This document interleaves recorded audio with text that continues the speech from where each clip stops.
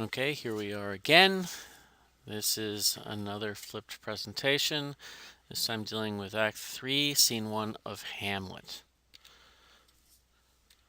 Our key questions: how can we explain, at least in part, why the to be or not to be soliloquy has become what it has, or is what it's become? Specifically in the play, what do we learn about Hamlet and about Ophelia and about their relationship from this scene? But of course, we've got some sentence patterns to do first. Number 11 is continuing on with series. It's a dependent clauses in a pair or a series at either the beginning or the end of a sentence. If this, if that, if the third thing, then subject verb. When orange, when blue, when green, subject verb. Or subject verb, that one, that two, and that three. Because it may seem difficult at first, because it may sound awkward or forced, because it often creates lengthy sentences in which the thought can get lost. This pattern seems forbidding to some writers, but it isn't all that hard. Try it. Actually, this is a great pattern for theses that don't want to just have 3 points of development that are techniques. This provides a way to have parallelism in developing 3 different ideas or 3 different sections of content. Oops. Pattern number 12 is just the repetition of a key term. So we'd have subject verb, then the key term, and then either a dash or a comma, and then the repeated key term. For example, Winston Churchill said, "Victory at all cost, victory in spite of all terror, victory however long and hard the road may be, for without victory there is no survival." Victory was the key word there.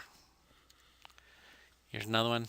Hamlet inhabits a mysterious world, the inner world, the world of the mind. So let's move on to Hamlet, Act 3, Scene 1. Now, between the booking of The Murder of Gonzago, that's the play that the players are going to put on for Hamlet. So between that and its performance, which occurs in Act 3, Scene 2, while the players learn their extra lines that Hamlet is set in there, this is set drama's most celebrated speech, and it's also an important scene between Hamlet and Ophelia. It's prefaced by Rosencrantz and Guildenstern reporting back to the King and the Queen on their meeting, or their fishing exhibition with Hamlet. And just as Polonius has found method in Hamlet's madness, as he says in Act 2, Scene 2, it has occurred to Claudius's swift mind that Hamlet only, quote, puts on this confusion for some disruptive purpose, presumably. Though Claudius would link it probably to his own secret at the subliminal level.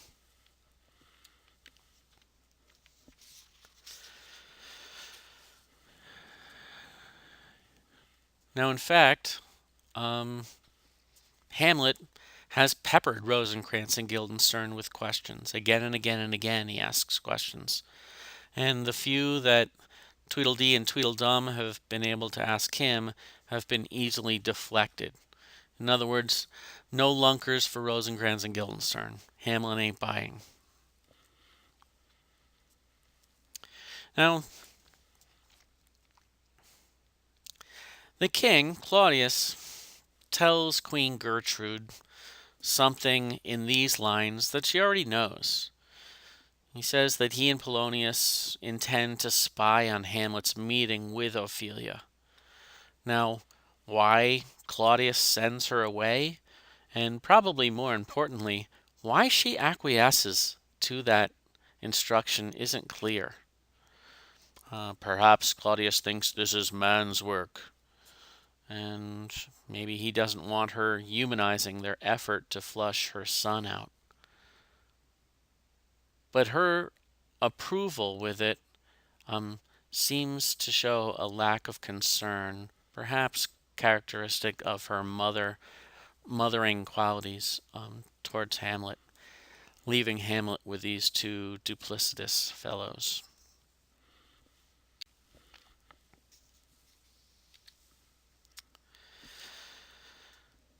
Now, Polonius sets Ophelia up with a book, and she is also burdened with what she calls the remembrances that she's going to return to Hamlet. Polonius then improbably laments the hypocrisy of it all. He has a line something, this is something you have to do in politics, essentially. And the real reason for this isn't that Ophelia is doing anything diabolical. The real reason is to cue Claudius to do an even more surprising thing, as Claudius turns to the audience and announces his guilt in an aside, not specifically of the murder, but of a, quote, deed that is amounting to a heavy burden, certainly a guilty conscience.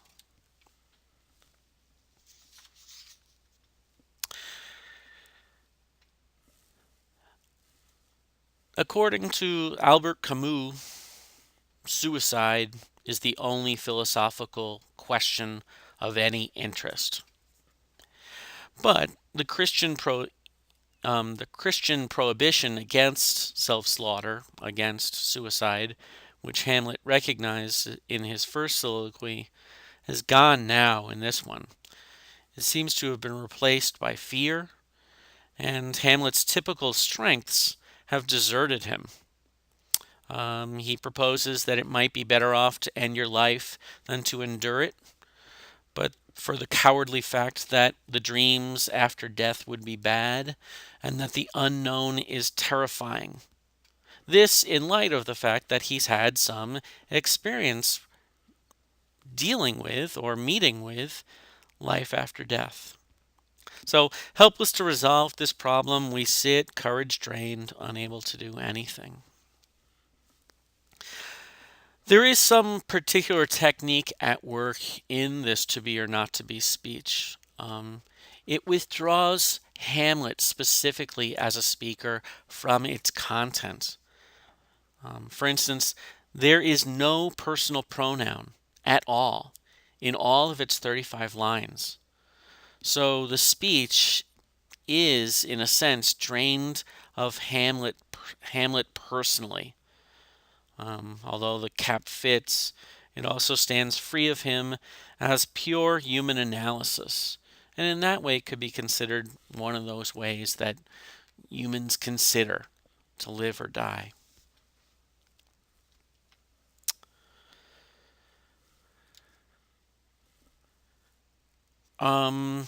So suddenly Hamlet sees Ophelia with the line, "Nymph in thy orisons be all my sins remembered." It's clear that Hamlet shifts out of the soliloquy and he sees her.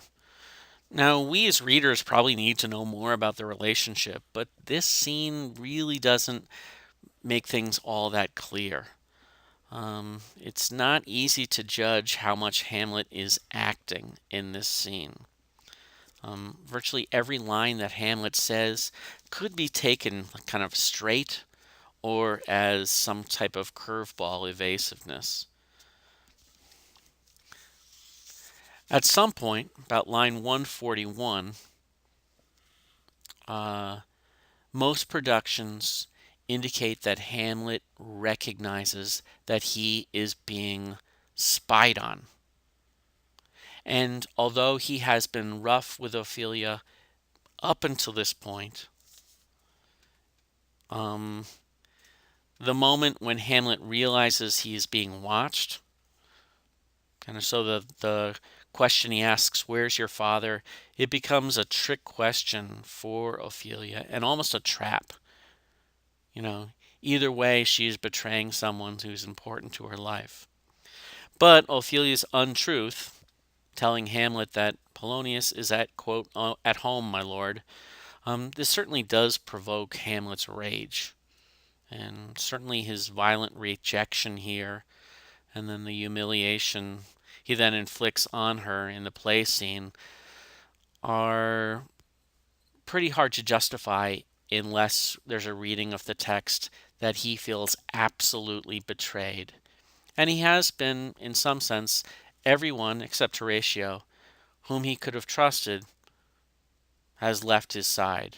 And this is the instance where it seems Ophelia has chosen. Anyway, I think that is it. Here are the three key discussion questions I'd like you to have something to say about tomorrow. And see you later. Have a good night.